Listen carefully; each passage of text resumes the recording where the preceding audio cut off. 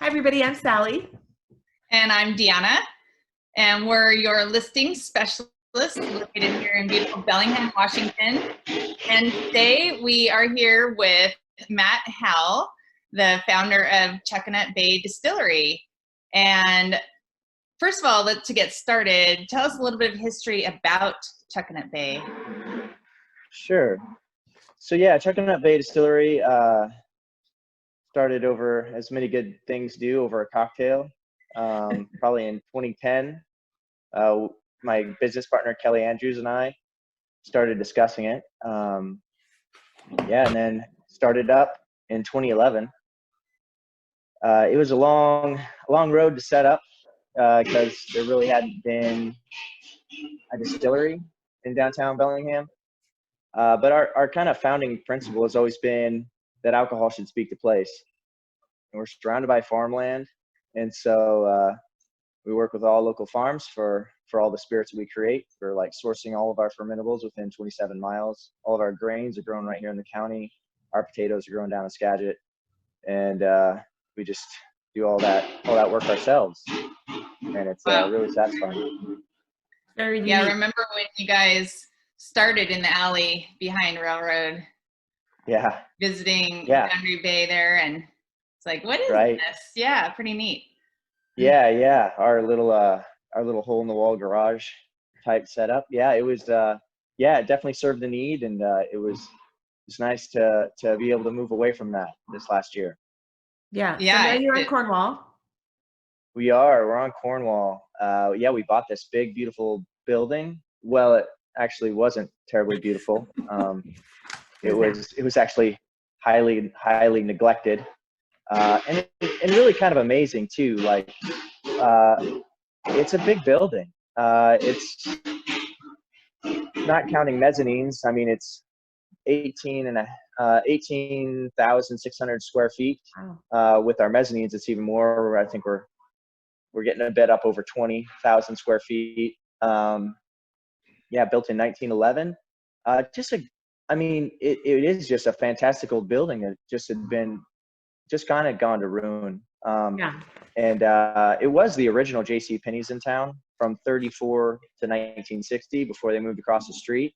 And the thing that was amazing was since J.C. Penney's moved out of this building in 60, like nothing had been downstairs or upstairs since 1960. So that's like over 50 years of just nothing, and that's over 12,000 square feet of like downtown Bellingham just not being utilized.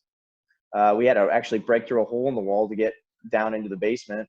And there's still like all the paintings of Penny's boys department and things like that. It was actually quite creepy. But it was a long road. We did most of the demo ourselves. Stopped keeping track at like 300,000 pounds of material out of the building. Yeah. These big old buildings, they never bothered removing anything, right? They would just build another wall and leave stuff there. So it was a lot. It has been a lot, but it's coming together and kind of right as we envisioned, and I think it's going to be a real special place where kind of the distillery production will be the heart, like everything is kind of viewable. We have like these big 18-foot walls of glass, so you can kind of see the distillation from what will be the bar kind of restaurant side. And then we'll have, and then up above us, we'll have an event space. And that we'll be able to accommodate events of up to 300 people up there. Nice big space, and we can actually segment it out. We're kind of finalizing all that, but we'll probably have operable walls so we can kind of change how big it is, and full kitchen up there. And then it turns out that we're kind of pushing to try to do a rooftop bar, and it looks like we can do that too. I mean, So like, up on the west side of our building, there's a fairly unobstructed view to the San Juan, like out to Bellingham Bay and out to the San Juans and stuff. Oh, I'm so excited. So as soon as it's safe And we can all Right. see each other again. I can't wait, Matt. My fingers are so crossed for you and everybody there. Thanks. Oh my goodness. Yeah. So things changed, and you had to figure out they a sure did. different thing to do. Yes, they sure did. And that was really kind of why. I mean, we're still moving forward. It's kind of changed. Yeah. You know, we're really highly focused right now on Sanitizer, because that's what we have to do. But it's crazy. You just have to be kind of flexible in your thinking and in what you do, especially at a time where, you know, all of a sudden, like, we were just kind of getting to a place where, you know, tasting room was really starting to come alive, and it was like, oh, hey, numbers over last year, this is really good. This is what it should be, and what it needs to be in order to, you know, taking on a lot of bills. Yeah. So all that looked really good, and then it just stopped. You know, just stopped. Yeah. And so the FDA and the TTB had made it so distilleries could get into Sanitizer. A lot of folks, I was really kind of worried because we did all the reading. You know, we didn't want to just jump into something haphazardly, so we wanted to understand it. And I was kind of worried that a lot of folks jumped into it without really knowing the right stuff to do. So, I mean, it seems like we could do this. Like, honestly, I mean, we need to do whatever we can do to pay our bills. Like, neither mine or Kelly's dream is to be in the sanitizer business. Right. But, right. Exactly. I hope that doesn't go on forever for you. Yeah. Yeah. But I mean, we can't wait to get back to putting down whiskey, you know, or whatever, even if we don't have folks coming into our tasting room. But yeah, I don't know. Yeah, it's going to be interesting. It does seem like there is going to be a much greater demand. And for a little while there, it seemed that there was going to be just like a huge supply, like because like the FDA was kind of on the fence, and everyone had said that they had approved something that previously had been not approved for FDA, so it was not USP, for basically a denaturant in ethanol. And so a lot of people started making it. We're talking millions of gallons. But now all of a sudden it looks like there's going to be a crackdown on that. And so all of a sudden, all these millions of gallons of sanitizer that, I don't know, we never wanted to go that way, because anytime you're dealing with the ethanol, one, it just didn't look to be as effective as isopropyl. And then two, when you bring stuff up in that way, you have to basically put it into inventory. So we have all these inventories we have to keep for the federal government, and then you have to pull them out of inventory. And that was never of interest. So very luckily, we never got involved in that program. But so yeah, it seems like the demand is going to be, like I said, it's going to be increasing as life starts to happen again a little bit more normally. And then also it appears the supply just isn't what people thought. And yeah, and so the ability to source some of the things that you can make the sanitizer out of just aren't as readily available, I think, as folks had thought. And it's one of the things that's really just driving the cost. Yeah. You know, from our viewpoint, just in terms of being able to procure the items, like it's just nuts. I mean, like, you know, how the price of glycerin just, like, you know, it's just like, oh, and then all of a sudden, well, you couldn't get it either. So it's like, yeah, it's just really interesting. So people should get theirs now from you. Yeah. I mean, I think you can count on us having it for you for a while, unless something, you know, unless we had, I mean, we have one of the folks like that we have sold most to, we've sold a fair bit to Amazon warehouses, like, so that they can actually open up warehouses. So we again, getting embedded in the supply chain, like, you know, just kind of pretty big, decent customer. so oh yeah, it was, I mean, yeah, we had sanitizer going all over the country for them. Yeah, because, you know, they were having to shut down warehouses for a while until they could establish basically protocols to have, you know, employees there. And even so, I guess it sounds like they're going to be dealing with some maybe employee strikes or something. I don't know anything about that. Oh my gosh. Yeah. I live in a little bubble. Like, I don't know if it doesn't happen at home or doesn't happen here at the distillery, or apparently have to do with sanitizer. I don't really know about it. I have Yeah, a so question about, you're saying, Sally said, you should buy it now. So yeah. just a general question, does sanitizer go bad? If you No, were the to, beautiful, yeah. So the formulation that we're making, the World Health Organization states that it has a shelf life of 3 years.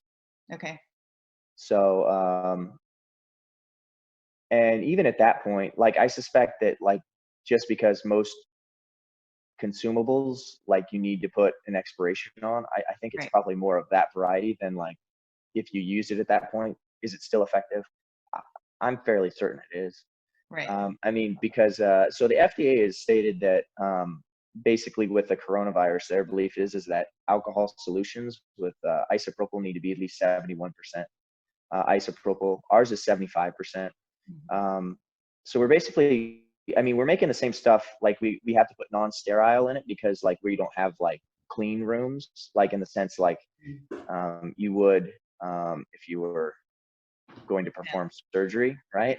Right. yeah, So like, but essentially we're making the same stuff they would use like if you were performing surgery or something like that. It's I don't think, and even I guess all I'm trying to say is I think even after the 3 years, like it would still be effective. Just you might not get a governmental agency to sign off on it. Right, exactly. yeah. And so people can go to your website or call you and order some ahead of time and then come to your, because we did that yesterday. We just happened to be, we just stopped in. And Yeah. who was that? Was that Reggie that helped us? Yeah, that's Reggie. Yeah, yeah, Yeah. So yeah, yeah, so she was just right there and we were able to safely make our exchange, yeah. purchase our items. Deanna just coincidentally bought some yesterday. Where'd you get yours? At the co-op? Yep, at the co-op. Where else Oh, can cool. you get it? Yeah, I just got a little bottle, but it's great. Just, I don't need much either. I'm like Sally. Yeah, yeah. Yeah, totally. Yeah, we've got some new bottles coming in. That's been the other thing. Like the whole world is really just nuts. Like even those bottles, like you can't get plastic bottles anymore. Like I don't know if it's finally come online, but there was a couple week period where it's like there's no bottles. Like we actually got like our gallon jugs. We had to source them. It was one of the last places we could find. They were in Florida, and we had to have them shipped across the country. Because Wow. everywhere else was like, we don't have them. But anyway, I guess we are having some new 50 mLs that we ordered from China that have spray, like have a little spray, Oh yeah, cool. which I think would be really handy because, a lot of folks, they want gel, but the thing is like a lot of those, unless you're one of the large companies that does this for a living, you can't have FDA approval and make it that way. Mm-hmm. You can put it in like any general spray bottle and you just kind of spray one on each hand and it's like way more efficient. Yeah, that's what my husband did. We poured some into a spray bottle and Yeah. so, We watched your how-to video on your website. Yeah, we did. Yeah. Jake made that. Yeah. He's great. What do you do? that's Yeah. awesome. Okay, well, Matt, Yeah. I know you're a busy guy and you got a lot of hand sanitizer to get out there in the world, and some. So tell me about your products right now are, and we'll put a link to your website too. But you have the bourbon that I like because it's all locally sourced grains, right? Yep. On everything we do. Yep. Oh, and everything you do. Okay, your original was the Yeah. potato vodka, which you won many Right. awards. Yeah. Then you have whiskey. Yep. Yeah. We have a muzzle flash whiskey. So Oh. it's basically our take on an Irish whiskey. So it's a 3 distillation process. Isn't that the coffee rye wheat. one? Is that the coffee one or Yeah. is that different? Yeah. Oh, that's different. That's the Old Busker. Yeah. Okay. The coffee liqueur is Old Busker. Yeah, so and you have then oh yeah, you've got lots of stuff. You've we got do. We've been out of stuff, and we would have been back in stock on some things, but like the sanitizers kind of derailed our program a little bit. Right. Pardon me. Yeah, I know. Allergies. And I don't know. I wear my mask everywhere because, of course, right now is like the worst time to have allergies because everyone's like, Yes. of course, I'm not really around anyone except for my family, coworkers, but yeah. So we're out of a few things. Like we're really close to having potato vodka back, wheat vodka back, gin back, and and let's see, Green Man. But we kind of had to just stop everything because like right now all of our equipment is being utilized to make sanitizer. Yeah. So Okay, well, yeah. I can't wait till you guys can open up and we can come and take a tour. Yeah, absolutely. Yeah, It'd be great. Looking we were forward talking to it. about that yesterday. So, thank you so much, Matt. I wish you and all your crew all the best. Deanna, do you have any other questions? I don't. I just maybe that bike can come back into play somehow. Yeah, no, you're right. Yeah, we'd love that. We've got it in the tasting room still. But yeah, no, you have a spin class. Everyone could crunch up potatoes. Exactly. Yeah. Yeah. Put it on the plate. Something else to do. Okay, thank you so much, There we Matt. are. Yeah, Thanks thank so you. much. Yeah, you guys take